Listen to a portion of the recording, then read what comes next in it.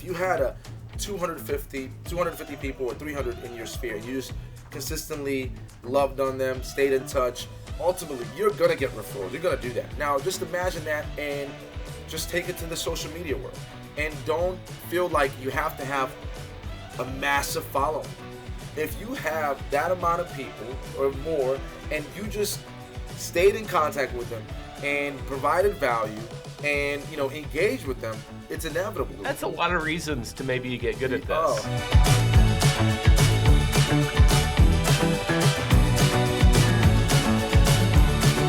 Super excited to chat with Yanni Kifle today. It's an honor to be here. Other agents really want to look to you for advice on how to run their social media. That's an area that you're very strong in and that you work pretty hard for your business. What does your social media landscape look like that you're working for real estate right now? Really, the one word, consistency. You can't expect to stand out or be top of mind, as we talk about, if you're just posting every once in a while. It's got to be you got to be intentional. I would say anybody that wants to start right now is go Instagram initially. Right now, I mean, we touch all aspects of social media. Instagram, LinkedIn, Facebook, YouTube, TikTok. LinkedIn is a big one. LinkedIn has really jumped off, I should say, in the past few years. When you think about it, LinkedIn is where you would want to go. It is a social network for professionals and generally people that can afford homes. What is it for your business that makes the YouTube very attractive? YouTube is one of those areas where you can send people that you engage with, whether it be Instagram or TikTok, to there for more comprehensive, lengthier content. Like in TikTok, we send, we direct people to, hey, follow me on YouTube to get more information, or you may put a snippet of a video on Instagram or TikTok and a full or a lengthier version on YouTube. Obviously, it allows for that.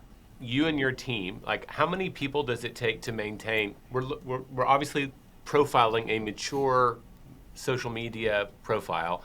Yeah. How many people on your team help you with this, and how much time do you think it takes a week to kind of keep this machine rolling? I have a social media guy that helps edit the videos that I send. For me, it takes me I try to create 2 to 3 content pieces a day. So that might be an hour and a half, 2 hours. When you first start, I wouldn't worry about quality of content, more so quantity. Okay, and again, don't just post anything, but just try to get in the habit of being consistent when it comes to that.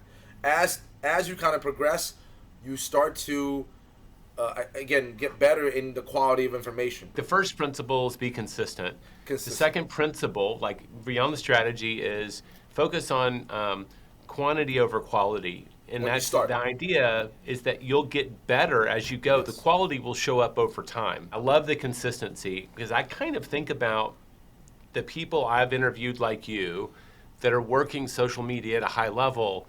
I feel like this is a modern version of farming, right? It's consistency, it's frequency, it's all of those classic things that for direct mail or whatever, it's just happening on a different medium. If you had a 250 people or 300 in your sphere, and you just consistently loved on them, stayed in touch, ultimately you're going to get referrals. You're going to do that. Now just imagine that and just take it to the social media world.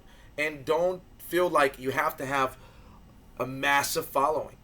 If you have that amount of people or more, and you just stayed in contact with them and provided value and engaged with them, it's inevitable. That's what's going to happen. That's the same thing, and actually more, because you see everybody's on their phone every single day, so they see you more and more. What my goal was, anybody that thought of me, that saw me, initially, ultimately would think of real estate. Anytime and somebody thinks of real estate, they would think of me, because ultimately it's just about providing value. The goal is, you may not be in the market right now, but when you do, or when your family does or whatnot, I've seen Yanni post great information, provide value. And so you never want to just post things that just says, hey, I'm an agent, send me referrals. You're just coming from a stance of providing value. And when you go to our social media page, you'll see, like, you can literally be on our page, and I say this because I've been doing this for 12 years, but like, you could if you're a first-time home buyer, you had nothing to do with social media, real estate, you could go down the videos and you would, by the end of everything that you've gone through, you would be proficient in what it takes to buy a home or sell a home. Because I think all the information that's there, that's the goal. Education. What you're doing is you're educating your clients on the market and the best practices around buying and selling real estate. If you're really going to start being purposeful tomorrow, you would probably tell someone, we'll start on Instagram. Should they start with 2 or 3 posts a day, just like you're doing yourself, or just a smaller goal? Like, what's the starting point for someone to start building? Let's start with one. I would start with 1 post a day.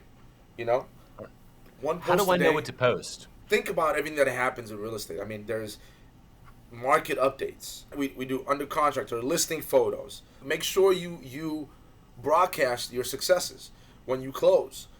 That's important. Your sphere needs to see that, hey, you are doing things, and they feel more confident.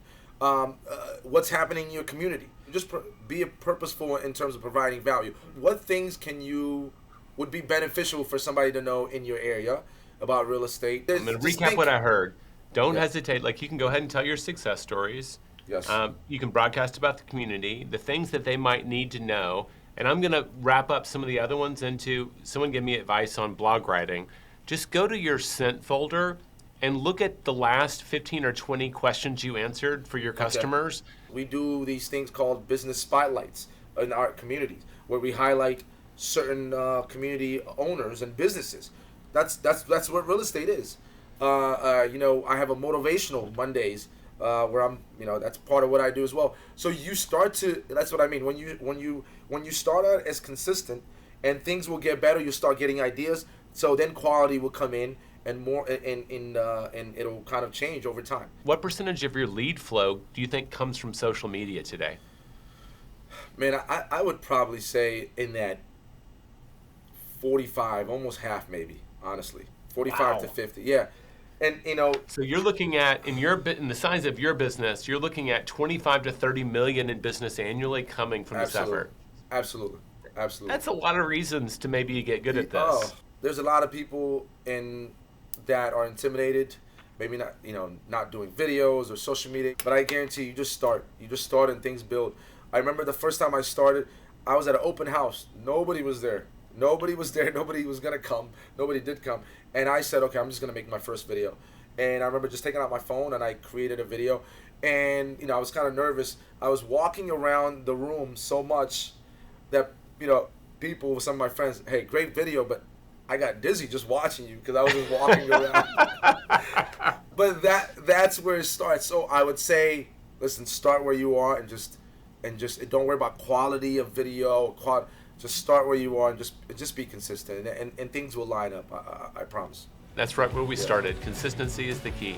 All right, Yanni, I'm happy to know you. Thanks for sharing with us today. And I don't know about everybody else, but I'm going to follow you right now. All right. Thank you, Jay. It was a pleasure. Thank you so much.